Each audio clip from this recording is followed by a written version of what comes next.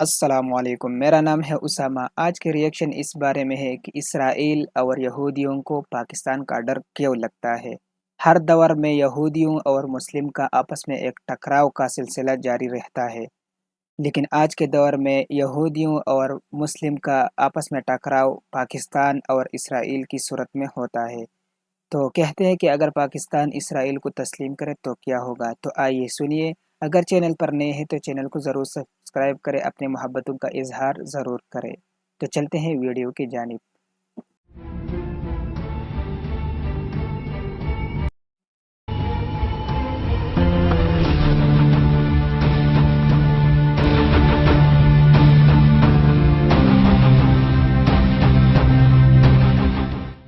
Discover the world کے معزز دوستو، السلام علیکم۔ وعلیکم السلام۔ ناظرین، پاکستان اور اسرائیل دو ایسی ریاستیں ہیں جو ایک نظریے پر بنی ہیں۔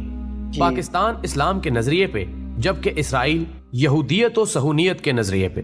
بالکل، یہ دونوں نظریات ایک دوسرے کا الٹ ہیں اور ان کا ٹکراؤ ہمیشہ ہر دور میں رہا ہے۔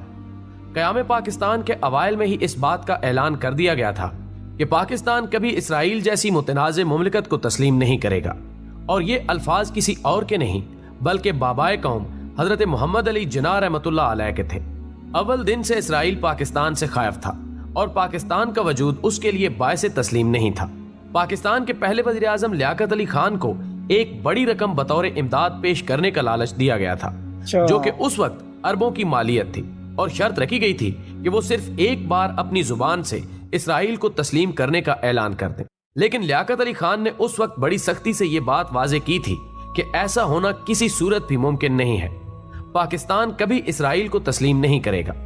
اب یہاں سوال یہ اٹھتا ہے کہ آخر اسرائیل کو ایسی بھی کیا آفت آن پڑی تھی کہ ساری دنیا کو چھوڑ کر اسرائیل پاکستان سے ہی خود کو کیوں تسلیم کروانا چاہتا تھا؟ یہ بہت ہی عام سوالات ہیں۔ خواتین و حضرات، پاکستان بننے کے چند سال بعد اسرائیل کے وزیر اعظم نے اسرائیلی قوم کو مخاطب کر کے کہا تھا کہ تمہیں عربوں سے کوئی خطرہ نہیں، تمہیں خطرہ صرف پاکستان سے ہے۔ پاکستان کے وجود کو مٹانا ہوگا۔ یہاں سوچنے کی بات یہ ہے کہ آخر اس وقت ایک غریب اور پریشانیوں اور مسائل سے گھرے لٹے پٹے ایک ملک سے کسی کو کیا خطرہ ہو سکتا تھا؟ اس وقت پاکستان کے پاس کوئی اتنے جدید ہتھیار بھی نہیں تھے، نہ ہی ایٹم بم کا تصور تھا۔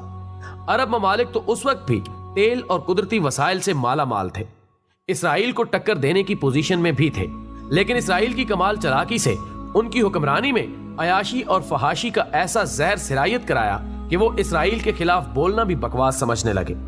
انہیں یہودی و بیرونی کمپنیوں اور سرمایہ کاری کے ذریعے دولت کی ریل پیل میں لگا دیا گیا کہ جہاں اب انہیں ان چیزوں سے دوری موت سے کم نہیں لگتی۔ پاکستان کو ہر طرح سے لالچ دینے کے بعد 1965 میں انڈو پاک خون ریز جنگ چھیڑی گئی، جہاں اسرائیل نے انڈیا کی ہر طرح سے مدد کی، لیکن الحمدللہ مجاہدین وطن نے دشمنوں کو مار بھگایا۔ اسرائیل نے ہر فورم پہ خاموشی سے ہی صحیح لیکن پاکستان کی مخالفت کی۔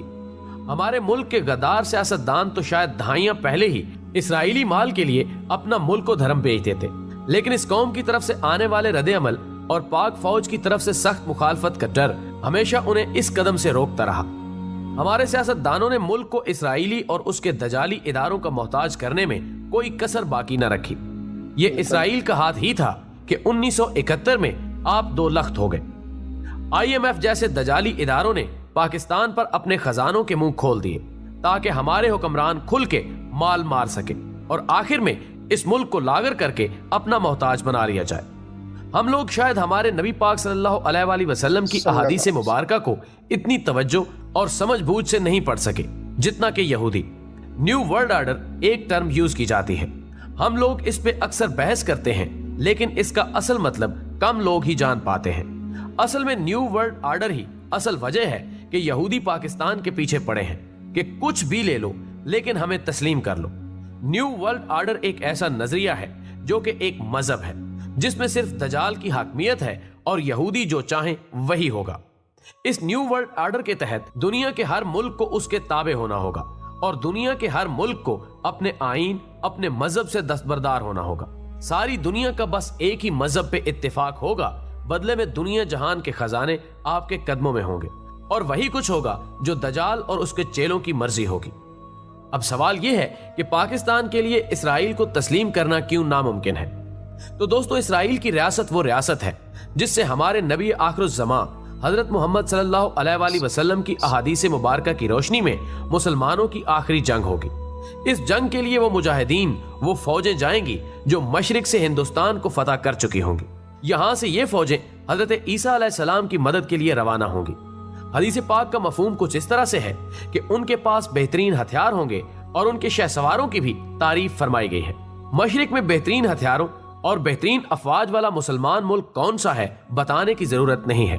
شاہ سوار سے میرے ناقص علم کے مطابق شاید نبی دو جہاں حضرت محمد صلی اللہ علیہ وآلہ وسلم کا اشارہ پائلٹس اور جہازوں کی طرف اور یا پھر مسلمانوں کے زیر استعمال ٹینکوں، میزائلوں یا گاڑیوں کے متعلق ہو سکتا ہے، واللہ علم۔ آپ نے فرمایا کہ مجھے مشرق سے ٹھنڈی ہوائیں آتی ہیں۔ دوستو مشرق میں کون سا ملک اسلام کے نام اور اللہ کے نبی حضرت محمد صلی اللہ علیہ وآلہ وسلم کی دعا سے وجود میں آیا، یا کن کن ہستیوں نے اس ملک کے قیام میں کردار ادا کیا، یہ بھی بتانے کی ضرورت نہیں ہے۔ اگر مان کے چلیں کہ پاکستان اسرائیل کو بطور ریاست تسلیم کر لیتا ہے تو پھر آخر جھگڑا کس بات کا ہے؟ کیا ہمارے مقتدر حلقوں میں بیٹھے لوگ نہیں جانتے کہ ہر سازش کے پیچھے کون ہے؟